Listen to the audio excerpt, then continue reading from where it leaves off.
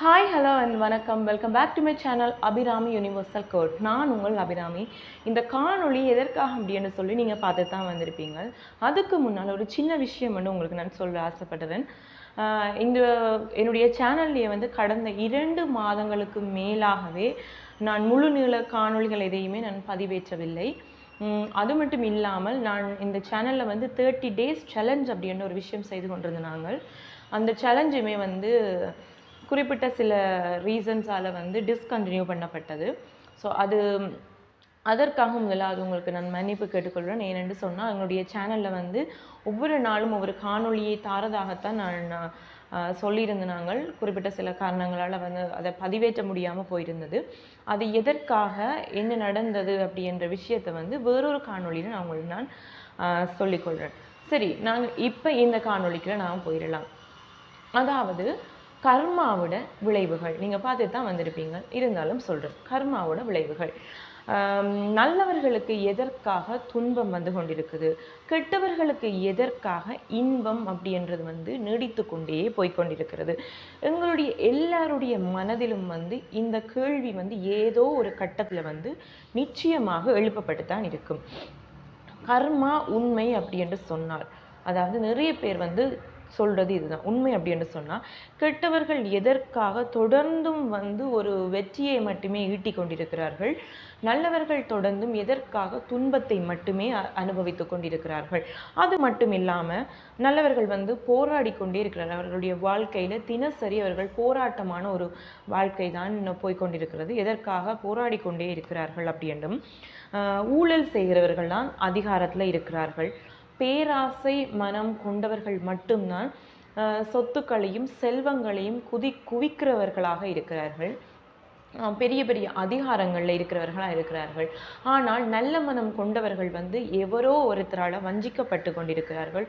உதவி மனப்பான்மை வந்து கொண்டவர்கள் வந்து அவர்களுடைய வாழ்நாளை ஓட்டுவதற்கு கூட எந்த விதமான உதவியும் இல்லாத ஒரு நிலைமையில வந்து தள்ளப்படுகிறார்கள். அப்படி என்ற விஷயம் வந்து எல்லாற்ற மனதிலையுமே ஓடிக்கொண்டிருக்கும். அப்படி என்று சொன்னால் கர்மா அப்படின்றதெல்லாம் உண்மையா, இதெல்லாம் நடக்குமா, எதற்கு, ஏன், எப்படி அப்படின்ற கேள்விகள் வந்து எங்களுக்கு எழுந்து கொண்டு தான் இருக்கும்.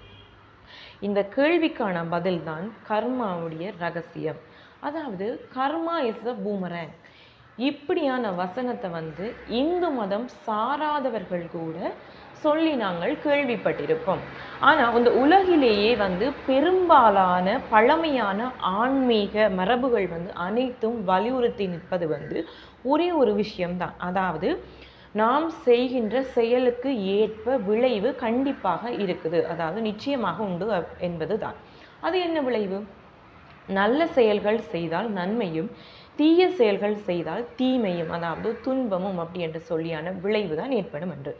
ஆனால் இந்த விளைவானது வந்து உடனடியாகவே ஏற்படுமா அப்படின்னு கேட்டால் நிச்சயமாக கிடையாது. இந்த விளைவானது கர்மா வந்து உடனடியாக தண்டிக்க போகிறது கிடையாது. அதாவது அது வந்து அவசரப்படாது, உணர்ச்சி வசப்படாது. ஆனால் நிச்சயமாக அதனுடைய பலனை வந்து கொடுக்காமல் போகாமல் விடாது. ஒருவருடைய கர்ம வினை அப்படின்னு சொன்னது வந்தால் இந்த பிறவியிலே வந்து அது நடந்து விட முடியுமா அப்படி என்றால் நிச்சயமாக கிடையாது. இந்த பிறவியிலே நடக்கணும் அப்படின்ட்டு எந்த விதமான ஒரு கட்டாயமும் கிடையாது. அப்போ எப்பொழுது நடக்கும், என்ன மாதிரியான சூழ்நிலைகள் நடக்கும், எந்த டைமில் நடக்கும் அப்படின்ற கேள்வி வந்து உங்களுக்கு எழலாம். அந்த கர்ம வினையானது எங்களுடைய சந்ததிகளையும் பாதிக்கலாம் அப்படின்னு சொல்கிறார்கள்.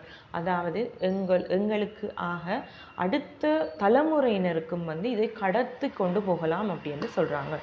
இதைத்தான் சிலப்பதிகாரம் அழகாக எடுத்து வைக்கிறது. அதாவது ஊழ்வினை உறுத்து வந்து ஊட்டும் அப்படின்னு சொல்கிறாங்க.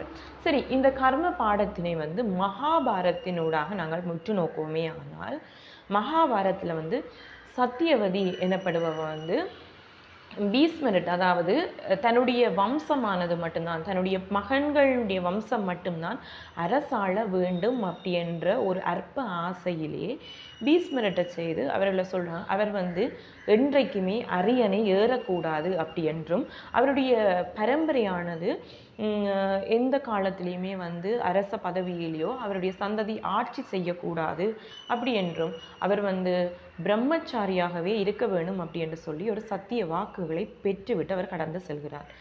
இது வந்து பெரும் ஒரு கர்ம பாவமாக பார்க்கப்படுகிறது. இந்த கர்ம பாவத்துக்குரிய பலனாக என்ன நடக்குது அப்படின்னு சொன்னால், மகாபாரத யுத்தத்திலே அவர்களுடைய மகன்களின் வம்சமானது முற்று முழுதாக அழிக்கப்பட்டு வருகிறது. இவருடைய வாக்கு வந்து யோசித்து பாருங்கள், ஒரு சந்ததியினரையே இல்லாமல் ஆக்குகின்றது. ஸோ இதுதான் இந்த கர்மா. இதே கர்மாவானது ராமாயணத்திலும் நடைபெறுகிறது. அதாவது தசரத மன்னன் வந்து தன்னை அறியாமலே ஒரு பாவத்தை புரிந்து விடுகிறார். என்ன அப்படின்னு சொன்னால், கண் தெரியாத பெற்றோர்களுக்கு பிறந்த ஒரு மகனை வந்து அம்பெய்தி கொன்று விடுகிறார்.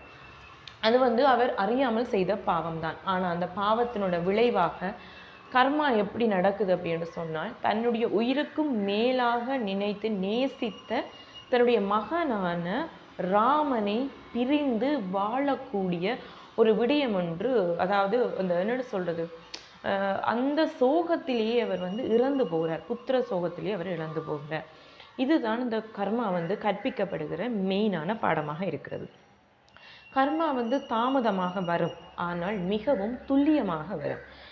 ஸோ ஒரு தீயவன் செல்வம் சேர்க்கலாம், அதாவது புகழ் சேர்க்கலாம், அந்தஸ்துகளை பெருக்கி கொள்ளலாம், எப்படி வேண்டுமானாலும் இருக்கலாம். ஆனால் உண்மையில் அங்கே என்ன நடக்குது அப்படின்னு தெரியுமா?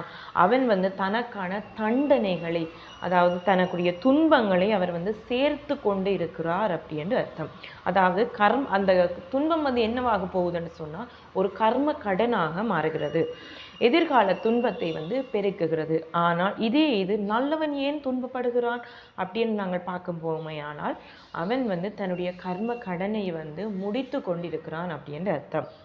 அதாவது அவருடைய விடிவு காலத்தை நோக்கி நெருங்குகிறார் அப்படின்னும், இல்லை என்றால் எதிர்காலத்துக்கான அல்லது அடுத்த ஒரு முக்தி பாதையிலே வந்து அவர் பயணிக்கிறார் அப்படி என்றும், அடுத்த பிறவிக்கான ஒரு உயர்ந்த வாழ்க்கையை, உயர்ந்த ஒரு தனக்கு தேவையான உயர்ந்த ஒரு விஷயத்தை வந்து அவர் வந்து பெருக்கி கொண்டிருக்கிறார் அப்படின்னு அர்த்தம். ஸோ துன்பம் வந்து எப்போவுமே ஒரு தண்டனை கிடையாது, அது ஒரு விடுதலைக்கான ஒரு முன்னோட்டம் அப்படின்னு சொல்லலாம்.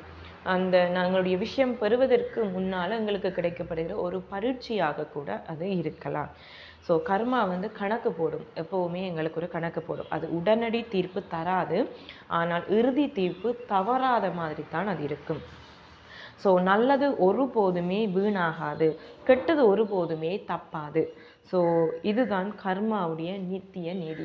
ஸோ இனிமேலும் நாங்கள் துன்பப்படுவோம் அப்படியானால், ஏன் நாங்கள் துன்பப்படுறோம், எதற்காக எங்களுக்கு இந்த துன்பங்கள், ஏன் நான் இவ்வளவு கஷ்டப்படுறேன் அப்படின்னு சொல்லி நீங்கள் யோசிக்காதீங்க. மற்றவர்கள் வந்து தப்பான விடயங்களை செய்தாலுமே அவர்களுக்கு ஏன் இவ்வளவு நல்ல விடயங்கள் நடக்கிறது அப்படின்னு சொல்லி நீங்கள் மனதளவிலேயே வந்து நொந்து போகாதீர்கள்.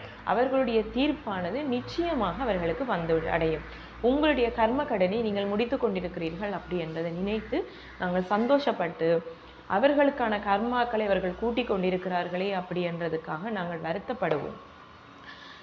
ஸோ இதுதான் கர்மாவுடைய உண்மையான விளக்கம். ஸோ இது உங்களுக்கு விளங்கி இருக்கும் அப்படின்னு நம்புகிறேன்.